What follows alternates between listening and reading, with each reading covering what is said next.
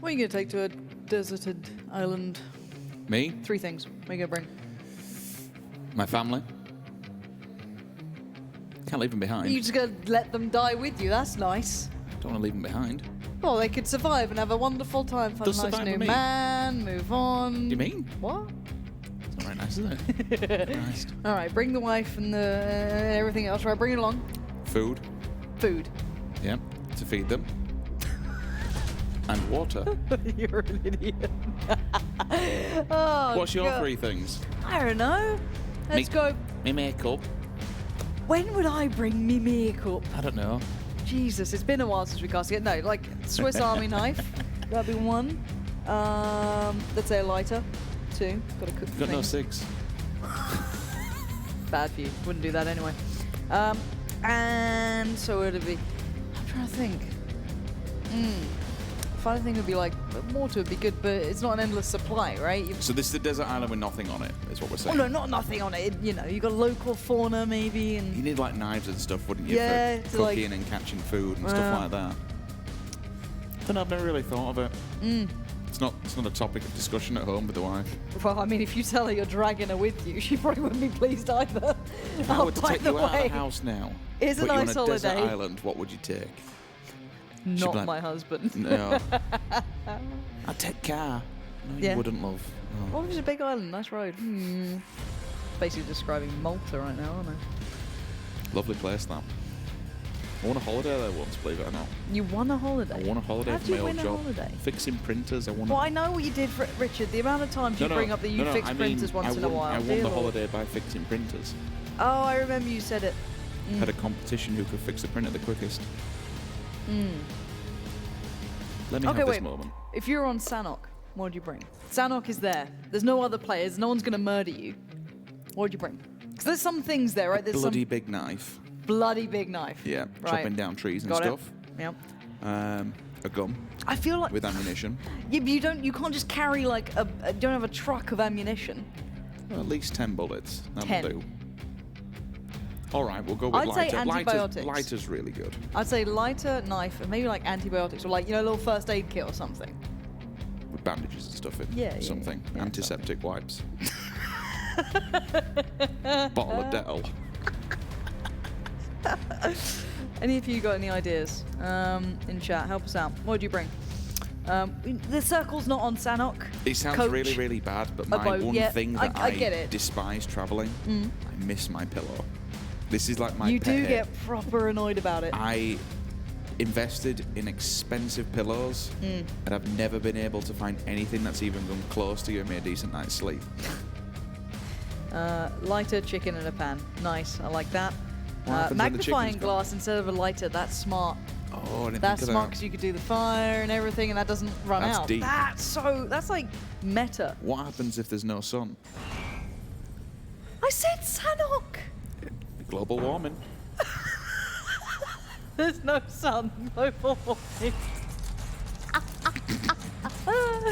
Oh, British education has never failed us more. It's time to get into Sanhok and never ask things to Richard again. You okay? No. What if there's no sun? Hey, look, if we're going that deep, there has to be an answer for everything, right? You know? Oh, all right. Well, Game's live. Give- It's nice and sunny. There's no global warming just yet. It's clear skies. Oh. No, this is now. all right. Usual places. Everyone should be fine. Menox is on his own. He might not be fine. Menox is not an issue. Yep. Boys, I am with the Finns now. I have become The one call of the has Finns. come in. He's been conscripted to be with them. At least for now. NIP, they'll be clear. Down south, you can see the Desperado's adjustment. You saw this one yesterday compared to week number 1 and the back end of 2 where they were lingering. They do have a home in Bravo. And again, that's where you like to go away, talk to your team, find out what's free, what's available, where's the best place to be sitting. 7, we didn't see them there yesterday, I don't believe. TSM was clear on their own island, but now they'll have residency. Gustav overextends just a tiny bit onto the next island across, but it can keep an eye on where people are and an open area for a rotation. Circle. Well, sweet Lord, look at that. So if any of the players said they'd bring a boat, at least they made the right choice. Bring a boat, bring a frigging scuba kit. See, I told you, global warming, there's more water. So, look, Shut up. the ice caps are melting, Lauren. The island's sinking. Please help me. Someone out there, just rescue me from what I've chosen. That's a lot of water. This makes me very happy. Razor Edge pretty quite happy as well. They're in a very nice position. The difficulty with this is how many players are going to be going for it. Like, look at that. We have a small island anyway. How do you defend this? It's just going to be an onslaught. This is Continuously, you will have people applying pressure. Honestly, best place for me right now, GamerLegion. Sit back in paradise. Just sit back, watch the angles. Maybe come to the back side of it and basically play border control because you know that everybody has to crest that hill where you are.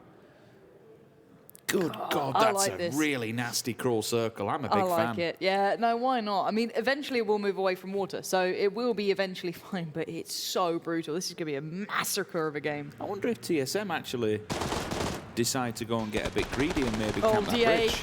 you're at such a good couple of runs already, but a beautiful death. Instantly taken down, trying to get away, trying to get in towards anywhere. The rest are on fourth. I think Mert's a mile off. It's super scrappy right now. Everyone's just, it's land grab, right? This is just get somewhere, get something, anything. Anything in that circle right now is fine. We will opt for that. Because look at the current positions. You've got the teams who were, let's say, very close to this circle, trying to get even closer towards the prime area where Razor Edge are. So GamerLegion's going to move there. CrowCrowd can take their time. They know they have the north. That's really nice for them. 7, pretty okay. Got to be careful of TSM. They know they'll be there. But even Liquid, moving up further north. Now, this is where it gets fun, though. All the teams in the south have nowhere really to go. Once the first couple trickle in, so they take over the likes of boot camp, they'll take the kind of smaller compounds, you'll be left on hillsides with so little room to move to. The rotations here are absolutely brutal.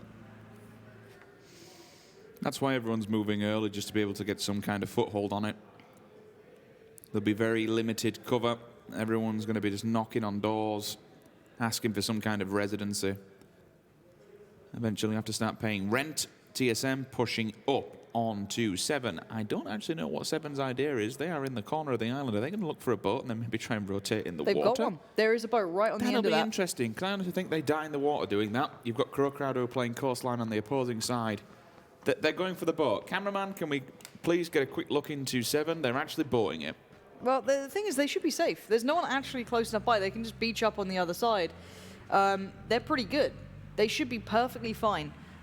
They've just made it across to the eastern side. They've literally just hopped the river. I don't blame them though. You can't take that. You can't take the bridge, right? Yeah. You cannot go on the bridge. You don't want to swim it, and you're playing percentage chance, which is slightly heavier to the southeast side. Do you know what's going to be incredible here? Is that they were so quick and so short on it. I don't think TSM has any idea where they've gone. No. And TSM is now actually searching for them. Yeah. I think it was quite a nice bit of play from them. They might get punished here because they probably don't know that NIP is directly behind them. That top area on that little island on its own, that's getting pretty condensed. It's a big hill. If you look where NIP is, it's actually a pretty big hill, if I'm not mistaken. I'm trying to, my brain. Oh God, I'm looking at the center of this circle. Everyone is just piling in. Yeah, I'm just trying to think of the area that NIP are in. If they can get line of sight towards TSM, I feel like there is a hill there that they can get some sort of vision over, but I think they're in vehicles, so I don't know if that's actually going to matter at all. I mean, this whole area is pretty hilly, but the thing is there's quite dense tree cover around the vast majority of it, but we do have the first real bit of contact here. This is up towards the north. Again, a very big priority compound, big priority area. I love this kind of lumberyard area just for the initial sort of looting. I would not want to be holding this for an extended amount of time. Now, you're going to put two pieces of the puzzle together here if you are on the CrowCrowd side, because you've just seen DA pick up someone who's not on your team very close by with a perfect gun that you just heard going off. So they'll know not only do they have DA up on that hillside, but they also have GamerLegion very close by, so they are on notice. So it's very open once you go out there, and Tiikzu's... Wait, are TSM trying to swim this? They have. They've actually split themselves. So some of TSM's on the opposing island inside the compound. The rest of them, I think one's in the water and one's been left back. So he will have to fight either a 2 versus 4 or 4 versus 1 scenario with NIP. Thankfully, MBS is back there, so it alleviates a tiny bit of pressure for now. The next obstacle will be the Knights. They're aware that the bridge camp is a reality, so that's why they're playing it slow. G2 are so close here, Rich, hold on. NELLOZ is still back here, and G2 have been pretty deadly on this map too. But that eastern side, because none of the teams wanted to go south, right? Because you're walking past boot camp, past Paradise, you're going to think teams are still there. They're actually not. A lot of these teams going on those further kind of east and west approaches are now falling in towards each other. Iroh going for a bit of a dip, but it is going to be looking at the Desperados, ENCE, FaZe, G2, N47, eventually maybe Na'Vi and Reciprocity on the same sort of position. G2, NELLOZ is still there. Yannis trying to watch over it, but Ivol's clearly got a bit of vision towards him. Page there does have time for the revive, unless the third party from FaZe comes in. They could have vision down towards that. Teams that are not inside the circle, the Knights, they're going to come in behind NIP eventually. They're playing the blue. Other teams playing the blue. Na'Vi, they're walking it. Slow but steady wins the race. All 4 members as a unit. Reciprocity, 1-1-2, split. They're all in individual vehicles, and they are going for the long, wide road to hell. You can't even see 2 of their players. They're still down south. Shiv and Monkey yet to make an appearance inside the blue. Ira not yet in, so on the rock side, keeping out of distance and harm way of NIP's vision. Circle keeps a ton of water still in. I have no idea how we even cast this. This will be utter chaos. All players going to be working in this. Only 2 dead so far. Good lord, there's only Cow and 1, 2 if you look towards the south. Back end of Paradise, 2 compounds, free and available. Just look at the east. Look at the east there. You're going to be fighting for single buildings for your whole team, basically, at this point. And already Drayden's going to have found one of them. Hello. Oh, there we go. Just looking at the players, making sure they're still there. Sometimes they could have escaped. Southeast of the circle right now, N47, G2, FaZe, Reciprocity. The back and forth coming through over towards Tapmock. That's kind of more central on this now. That's over by that lumberyard area is what I like to call it. At least I think we can all at least recognize it from that. Braexco on the move, quite close by. T-Bone did have the Car 98, didn't quite get to use it. NELLOZ showing him how it's done on the other side of things. And we do see NIP engagements galore. This will be happening a whole lot. Good luck observing any of it. Miraku shows him how it's done. The Knights with a slower entry out towards the west, going to be punished in the open ground. The nade, he ticked it already and he died while he released. Rather unfortunate. G2, they still keep going, but there's a lot of people that are lingering around them. Paradise Resort is open, but not for too long. M47 and Na'Vi have found themselves at a crosshair. Straight up against one another. Keep an eye on the kill feed. You'll see that fight engage rather soon. Raise your edge. They're stationary. NIP and the Knights still going at it head to head. Na'Vi and N47. Home position. Na'Vi, I don't think N47 realized that they're just there. Oh, TRYFFELI comes in. No, this is going to be so close by. So I like the way 7 played that. They're over towards the bridge just north of it as well. Very close towards TSM. They're working around that small lake that has all those kind of ridged sides towards it. ENCE now turned up. They've sent it at least with one of them. Replay coming through. That's going to be Aitzy there, just tapping away towards SKUIJKE. Again, this is such close quarter combat, even with all the kind of DMRs and snipers. We do need to look at Paradise because we do have 2 of the big teams potentially fighting, as I've already kicked it off by knocking Na'Vi. That's going to be Pokemordoi gone down. NIP on the move. Wanted with a nice angle, though, that if he could hold this in a little bit of a deeper angle. But Miraku up and over. What a play from him. Wanted did not expect that for a second. Yeah, goes with the off angle straight up over the rock. Puts him in the ground instantly. NELLOZ now looking. The blue on his back will need to move eventually. Same hillside here. We've got G2 and Reciprocity about to clash. It will be looking like G2 are on the receiving end. Reciprocity beating them to the puncher touch there. A little bit of the high ground, the line of sight working so favorably for them. Chris was isolated. He can't really get back that much. Ivol's found Senya 2. That's his second killed, or at least knocked towards Na'Vi so far. The thing for Chris is that he is tanked up with level 3 gear and does have a Groza in hand. So for close combat scenarios like this, having that gear and survivability and the gun to back it up, the strongest AR in the game, he could be an absolute baller. But 2 of his teammates have already died and FaZe Clan's already knocking at the door. They're in front, Reciprocity is behind. This is a very tight angle because we're all up against the white. You can't go any further than this. You have to fight. You could go down the defilade of the hill. Oh, this is nice for Chris. This is a different team, though. That's going to raise alarm bells in his head because he expected to be Reciprocity potentially, and that was going to be FaZe. And now he's getting third-partied, maybe fourth-partied, you could argue at this point. but he's playing a solo game, and he can do it pretty well, if I'm honest. And now FaZe getting folded upon. Not only CrzyZZ, but Reciprocity want in. They're still out on the east, forced to fight, no chance to move away. And the reason the teams are holding onto the southeast side is purely because the circle would always have to hit towards here. There was no chance it would move anywhere else, so they were fine to hold it on this very, very far extremity side. Reciprocity have done very well to say very clear in this, but can they keep it up? The answer's already no. Aitzy's there to find Scoom as there's no trade available, using the rock. The big bounce. The bounce comes in, and it absolutely sucks for Aitzy. It does, but you know what? I think SIMSY's there to actually get the confirmation on it, so that'll be going elsewhere. Oh dear, instantly confirmationed as well. It's basically just us doing play-by-play at the moment. It's going to be complete chaos. NIP, by the way, they're out of the waters. They're all the way in the north. They're taking a boat. They're going to try and come around Cow, maybe completely avoid. Free. It's fine because you literally have TSM and 7 playing border control, quite literally. There's no way to make landfall on that western side, so they have to head to the north and find a different route of approach. The problem is, once they get out and they beat shit, you're going to have Desperados who might hear it. Those boats can be quite loud and run a very small map. Should they have the information at the vehicle, they could just direct themselves that way and kill them on arrival. Okay, let's talk about who's in the front. Never mind, they're already dead. Moving on. How's Vard alive? He bailed, didn't he? Like, boys, I'll take one for the team here. All right, CrzyZZ and NELLOZ. Oh, CrzyZZ, that's a brave boy shot. Let's see how you do.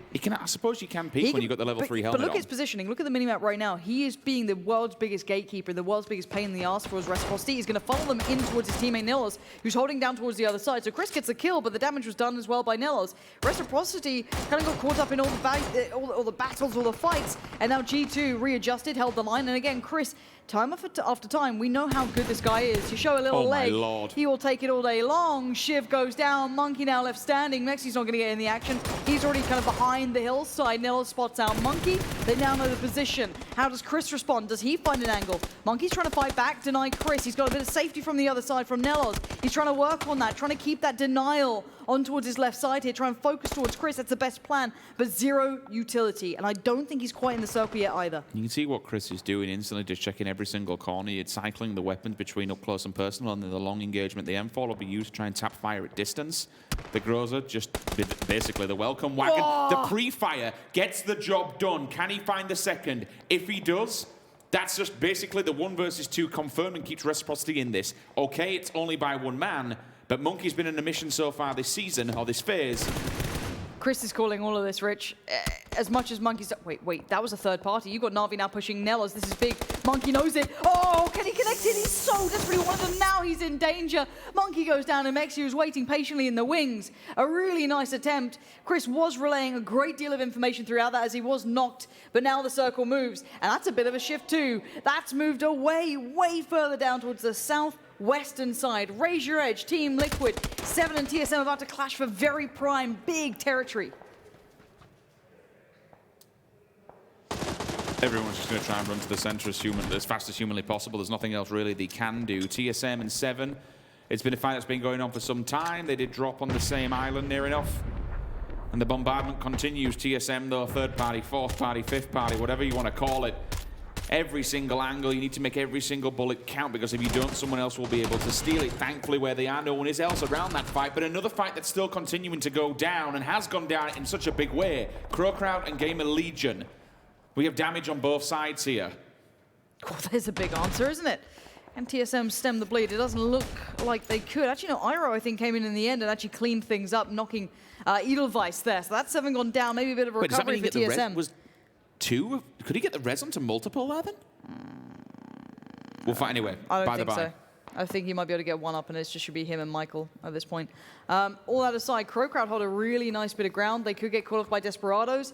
As much as this is a nice area, you've got a lot of high ground that can see into where you are. NELLOZ goes down. He was the last man standing after the big fight that happened out in the east.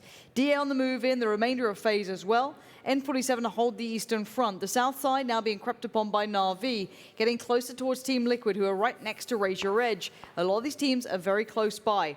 Now, the north and the northwest, not prime position for now. There's still water because the lake's in it. I do wonder if it's going to move away from that eventually, or if it even matters. It might be why we're seeing such a southeast heavy position, or purely just because the way the circle is hard shifted.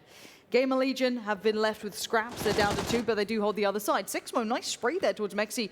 That's going to remove FaZe from this and then open up the east, but it also alerts N47. TSM's position, it's kind of good because the rice fields and the levels will give them some kind of defense. Not for too long, because you have Desperados who've also made full advantage of that to hide themselves from any line of vision from the players and teams that are in mock. They've managed to at least make it inside of the circle. It's not the safest place in the world, it's only on the edge. But then again, you can't really dive bomb middle because you've got Razor Edge who are inside the major priority compound in this one. Do you know what I quite like? I know it's not really like the in thing at the moment, but that SIGZY and I think maybe, yeah, Lynxy as well, both have actual sniper rifles. Being able to knock people in windows does seem to be such a big thing here. Really good trade from Sixmo, though. They've got to keep moving. He's down to 6 HP. That blue touches him. He's gone. N47 4, and we actually have a really nice move from DA keeping their players alive, but now everyone piles in. They hear the shots. Look at the circle, by the way. That is insanity. That kind of, the way the rice field there goes, the way it kind of rolls off the hillside, you're going to see that come into play. But there's the sniper rifles that I was looking for. Having that kind of one-shot knock capability is so paramount in this. It's huge. And the follow-up towards Samty. So really nice work from Razor Edge, who hold the south completely. TSM have the high ground in at least the northwest for now. Desperados are on the way, but they're getting shot at in the heels as well. Desperados are completely open from behind. If TSM want to get proactive on this and maybe make an adjustment turn and go aggressive, they might catch them while they're damaged with their pants down, to be honest. They're coming up the hillside. If they don't check this, they're going to get rolled upon. AKM's in hand. It's the perfect close combat weapon. Michael still with his DMR. Iro's watching it, though. The thing is that I don't know if he's got the info. It's all different kind of scenarios here, whether they have this information. Now he's looked over. He definitely has now. That's the welcome wagon, instantly put in the grave. Michael on red alert. Yeah, big play from SIMSY there. The combination between the two was excellent, really well played. They seemed hyper-aware someone could be up there. Now they've got shots coming in from their eastern side. That's CrowCrowd still applying pressure. That could force the issue towards Michael, and he could be a pain in the ass, but beyond that, I doubt he'll get all 4. So that should be Desperados. We're seeing the last remainder of CrowCrowd and what they've been trying to hold on to here. Hamster, gotta be careful. Now in the open, gets punished. Big pick up there for them, going to alleviate the pressure of them being locked into this because it's a hard transition away. You can see that little bit of open ground leading up towards the hillside. If you don't have 2, 3, maybe even 4 smokes for that, you're going to get picked up. These teams do not miss. Na'Vi are in danger in the south ridge. I think Senya might be about to fall, and he is. Just really quickly, I'm trying to think. I truly believe that in the rice fields where you see the water, you can actually walk across that. So it doesn't I don't think it counts. I don't think it'll class in the circle settings as water as such a move away, because the next one we have 3 and 6. It's not 4 and 8 this time round. That's really nice towards EB there. He tried to make the run for it, but just couldn't join with the other teammates. So I think Liquid is down to 2 now. Them, right? Na'Vi aren't going to do nothing. Fex can't really do nothing. It's literally just standing there and dying from the blue is all they can really do. It's a better scenario to do this rather than give the points to the teams, because there is nothing, absolutely nothing they can do. Na'Vi goes down, opts to give it up. That's fine. Oh, GamerLegion went down 2, so I think we're down to 5 teams, yeah. The pick that you spoke about earlier onto Samty through the window has caused Liquid basically to be on red alert. There's not too much they can do. They can hit the side of the field. Squeaky bum time, they're flying in. Oh, Desperados just got a delivery of points. James and Gemty, thank you very much. That's lovely. Michael knows what's happening now. I think he might have been, I don't know if that's CrowCrowd shooting at him or if that was just weirdly lined up with it. But Michael could be a real nuisance for the Desperados, but they didn't get an instant on his teammates, so they should know someone else is up there. You know what else is incredible here, Lauren? The sniper rifles. This, you touched on it earlier. The hillside and the distance that they're going to have to deal with, especially from Lynx's POV. Every single little knock that they can get, and the M24 that I'm seeing in play from CrowCrowd, they need to do this at range. You basically need to go up and over if you want to make some kind of an advancement on this. Getting some kind of knock with the sniper rifle here will pay absolute dividends. I do worry for Razor Edge, though. You've got to be able to notice they are in the low ground. They can make nice little kind of headshot peaks, but if there are sniper rifles against you, you're going to get punished from that.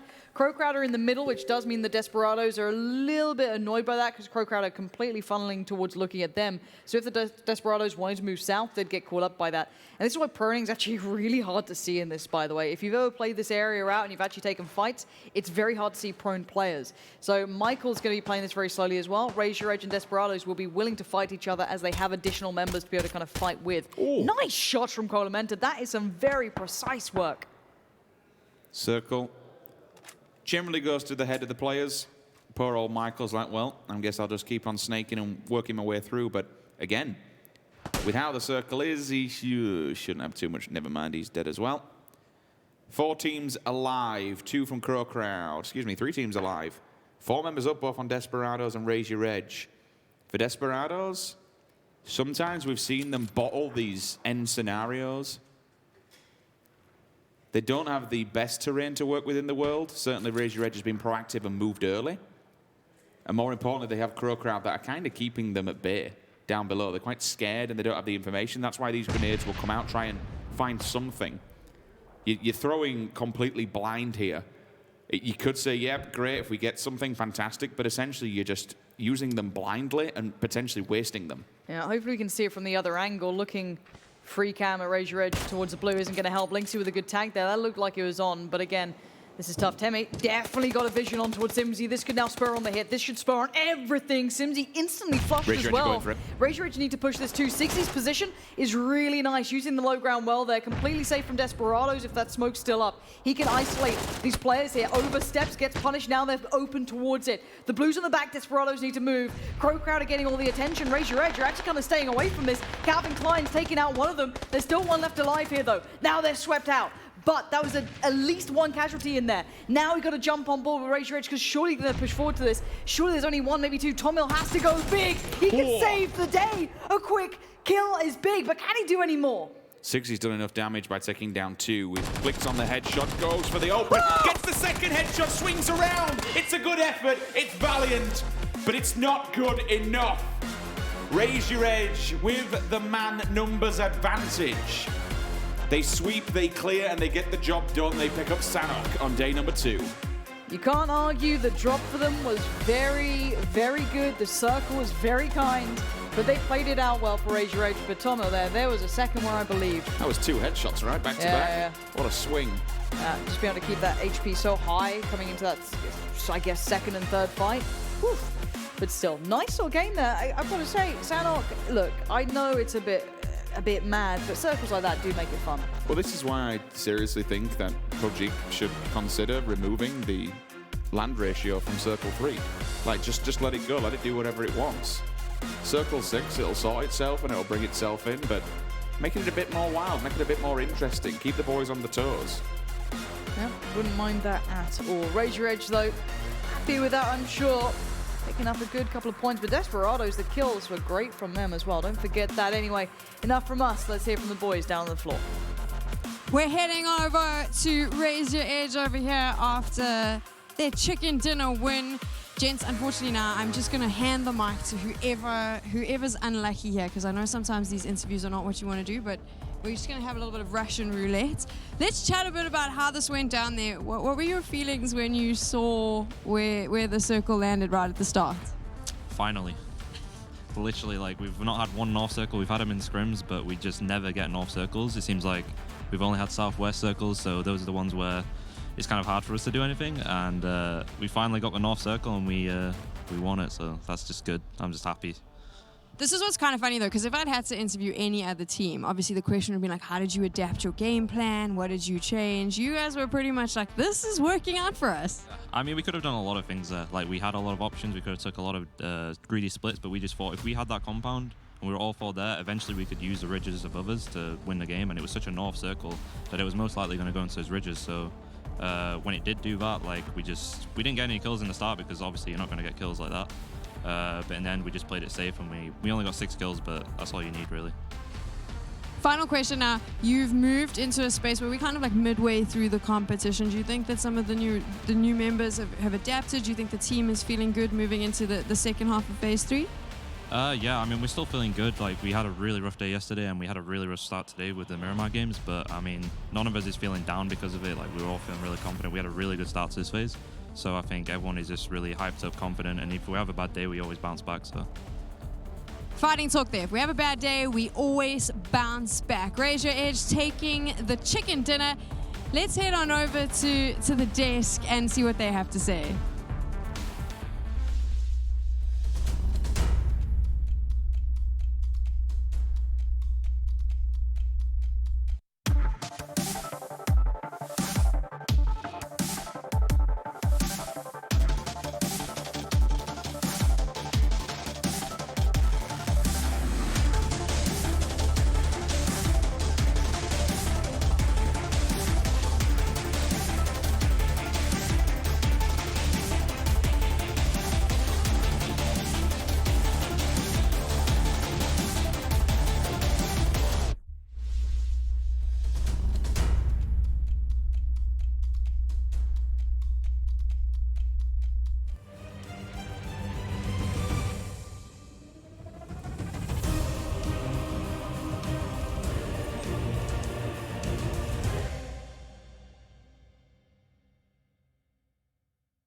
Razor Edge with the win there, getting a great position for themselves. Don't worry, Zigzy, I'll do it for you. Hashtag Let's Crush, because Razor Edge get themselves the win. That's their hashtag, and they use it on their social media stuff. So, joining me, we do have Frost, and we have Avenger.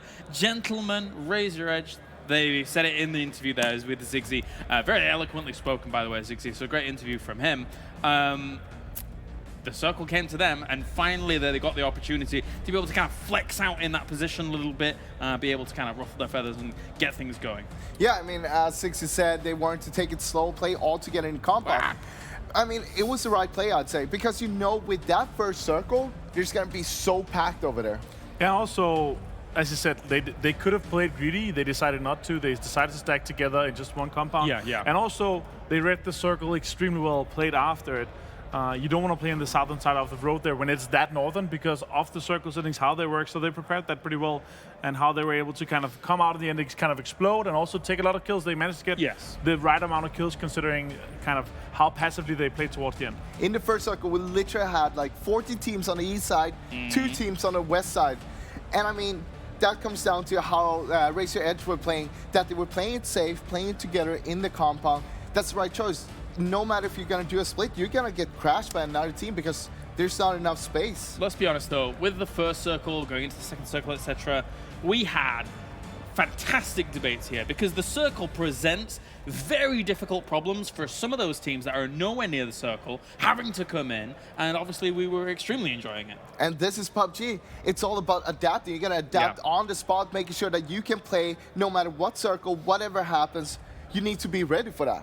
And also Desperados managed to get a really good game here. They needed that. They've had some rough starts. They've been sick. And so far this week, they've only managed to accumulate 28 points before this game. So this is good to see from them. A lot of kind of tendencies as we see from Sanhok, a lot of the kills are spread out. We see a lot of fights in there, and a lot of teams are getting 1, 2, 3 kills, and then it gets kind of linear up towards the top as well. Spread of the points here with that 9 through 16. Only ENCE getting themselves a 0-pointer here to get things going. This was probably one of N47's lowest positions in quite a while, considering their consistency throughout this tournament so far. 1 through 8 here, and 2 teams get themselves 16 points on the board with Desperados fragging out. Fragging out. I mean, let's be honest. I thought Desperado would win that game. In Circle 5, we saw them make the game-winning move, actually. They rotated, they were on the northeast side, and they rotated on the north side there, sweeping around towards the hill there, where 7 was holding earlier. And 7 was 4 guys up, lost that fight to TSM, which shouldn't have happened. You should have control over that, making sure that TSM can't even get close to you. And also moving through Cow, like assuming that nobody's going to be in the big town near the water, like nobody's going to be moving in here. So the rotation was really on point. Kind of the in-game leading coming out there showed really strong strategy, and they were prepared for this and strategized well throughout the game. So good to see from him 10 kills and a second place here, really well deserved. He also talks to see how much the damage obviously is. 600 damage to 6 kills is just kind of 1-to-1 here. They didn't poke too much around the bush. Yeah, I mean, ultimately, that's kind of one of our lower chicken dinner damage games when it comes out from things. But as you were mentioning, Razor Edge, considering their circle, you play it steady, you play it calm, you let the circles come to you given your situation where you're situated. Yeah, I mean, 6 kills is still not bad. I think the average right now is about 6 kills per team on every game. So, I mean, you're just averaging that, and then you, on top of that, you get the 10 placement points. That's more than decent. That's 16 points? Yeah. 16 points right there. 16 points to 16 points. There you go. That's how it is. I'll take it. it. Is? It is. I'll take it. That's fine by me. You'll take it, I'll take it as well. Good stuff. You know what? Before this, though, before these 16 points, they had 12 points across the week, 7 games. Yeah. You know, sometimes we don't need to mention points. You know. One thing you don't want to take the points. You want to take more points. Sometimes we don't need to. One thing that was super interesting with this game was that we only had one team that was using boats actually. Yes. And it was NIP. Yes. And they did it too late. Not just too late, but they didn't sweep wide enough. They should have followed the circle, even maybe go outside the circle to go around and go to Cow. To camouflage themselves. Nobody can see them when they're sailing outside. It's water. Blue and water, Did you say to camouflage themselves? Cow? As they were going towards Cow? Is that what you just said? I don't know. Wow. It doesn't matter. All the way, on the other hand, you like that, though. It wasn't intended. I know it wasn't. On the other hand, though, as you said, and you pointed out, Vard was probably like a couple of meters from coming into the circle. Yeah. And outliving probably 3 to 4 teams, if you managed to do that, he would have probably been able to salvage a few points, maybe even spoiling it for DESPERADO. I'm going to admit, it would have been nice to see. I thought, oh yeah, it's wide enough. And I said to Frost, yeah, it's wide enough. It's all right, don't worry about it. And then they all blow up, and I'm like, Not wide enough, no. Not wide enough. Maybe you're I mean, right, that's Frost, why right? 7 were playing what they were. They were playing and they're like making sure that backs were safe, making sure nobody was sailing in. And NIP kind of, they did it in a too late of a circle. They didn't hug the edge or go outside the blue when they could have, and decided to come in kind of too close. A boat is 40, 50 some bullets, whatever, and it's going to blow up. When you have 4 guys focusing, it's 10 bullets-ish from each player that's just going to hit and then it blows up. I'd say they got lucky. It was only 7 that was shooting at them. I would expect at least 2 teams up there that would shoot at a boat coming, passing by there. That's 3 points. I mean, especially considering the circle, you would expect maybe a little bit more along the edge to be in sight range of where they were moving along, I suppose. It is a good point. That moves us nicely on now to our Erangel games coming up. Of course, let's take a look at how things have been able to shape up in terms of the tournament overall, in terms of our standings, etc. so far, because of course, the Big 5 is still looking pretty darn good, but of course, N47 is absolutely giving them a run for their money. Taking that 5th spot off of G2. As you mentioned, yeah, just 1 point. And TSM has a little bit of a cushion up towards the top, but not too much as things stand. Anything really jump out to you guys? NIP 15 points off jumping into the top 5 in front of N47 and G2. They have had a banger of a comeback. Edge obviously as well with a good game here, 16 points. It's going to put them also kind of close within striking distance. Reciprocity to the 200 points as well, and still our mid pack it's kind of expanding a little bit in terms of it's getting further between the points. But still, it's within kind of reach from a lot of these teams. I think, sorry, for something that's very exciting to me is that obviously throughout Phase 2 we had the Big 5. There was a massive, massive divide there.